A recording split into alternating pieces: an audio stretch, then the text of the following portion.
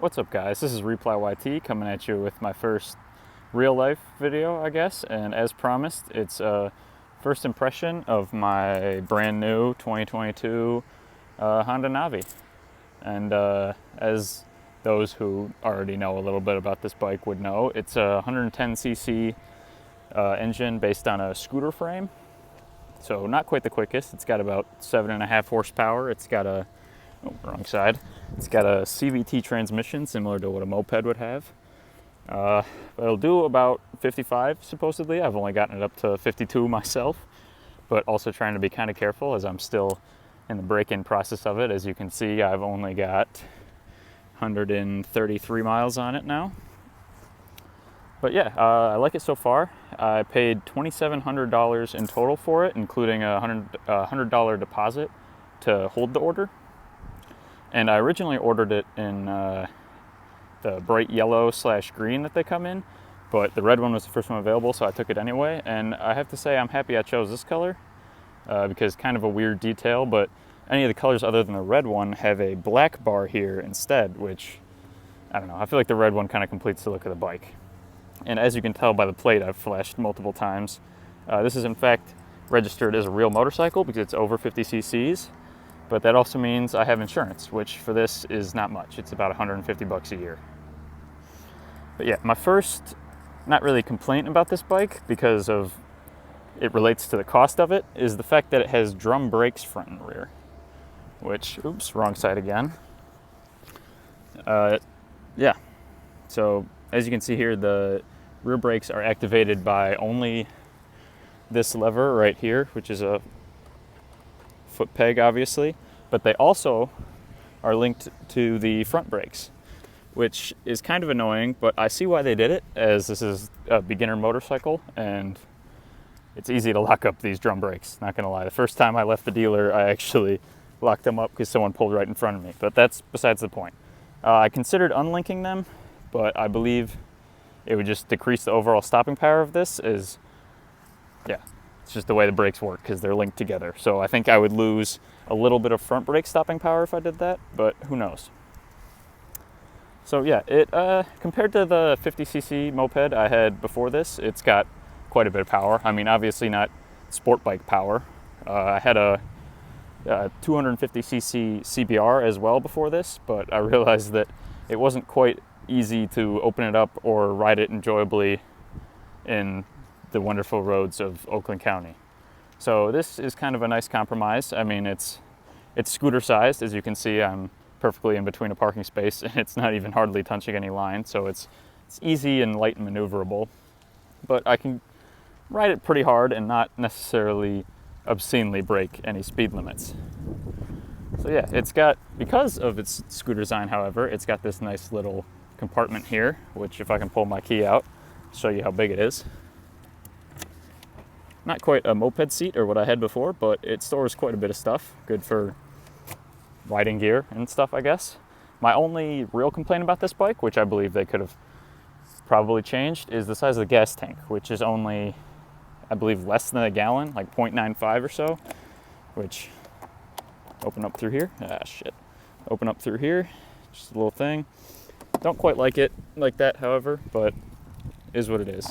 I would prefer like a standard motorcycle one where it's the entire gas cap unlocks, but it is what it is. Also, a weird feature of this is the fact that it has a parking brake instead of a, I guess, front brake lever there, or clutch lever, obviously, but on a moped with the automatic transmission, that would be a front brake. So this bike is also AC power, so the lights only turn on when you start the bike, which is less of a complaint and more of just how it is. But yeah, overall I like it. I'm happy with my purchase so far. Still kind of in the break-in, but yeah, my only big design complaint on this bike is the fact that it has this god-awful exhaust. I mean, as you can see, it's pretty big. I mean, it doesn't sound too bad, but it actually just gets in the way. I mean, even putting it in the garage, it's kind of a hassle to get in and out because I'd be bumping it on whether it be a mower or anything next to it. But yeah, probably my first big mod for it is going to be a Vance & Hines exhaust, which from what I can tell online greatly improves the quality of sound on it. But yeah, pretty fun little ride. As you can see, it's got a pretty nice little seat here if I can move my helmet out of the way for you. But yeah, could probably comfortably fit 2 people, but I don't know if the engine could quite handle it, so there's that. But yeah, overall pretty good looking, pretty good. The suspension is a little stiff, but that could either be because of my, I guess, below average weight or the fact that it's not quite broken in. But yeah, it is what it is. It's also got a kickstand and a center stand, which is kind of a scooter feature and is actually quite nice, especially working on it. I've yet to do an oil change or anything, but it will obviously make it a lot easier to do. So yeah, not quite a full motorcycle, as I'm sure you could tell, but it's a good compromise and great for city riding, let's say. But yeah, not quite on a script, so I'm thinking of whether or not I have anything else to say. But overall, if you're looking for a starter bike and don't really care about shifting gears or, I don't know, going too fast, then this is a perfect fit for you. Especially right now, it's probably a good time to find them. They didn't have any available right when I was looking, but as it got closer to winter, I believe the orders slowed down and I was able to pick up this bad boy. So yeah, another thing is it's got pretty nice mirrors. As you can see, pretty big, pretty maneuverable too, or adjustable, I guess I should say. So yeah. Oh, it's carbureted as well, which is an interesting gimmick. It has a choke, as you can see, and I haven't had any real difficulty starting it. I also run 100% 90 ethanol gas, which could help, but even when it was first broken in, it wasn't really too much of a chore. You just got to turn the choke on if it's cold and then turn it off as it warms up. So yeah, I mean, it's got a front plate mount as well for, I believe that's a front plate mount. I honestly don't even know. I'm not in one of those stupid states that requires one.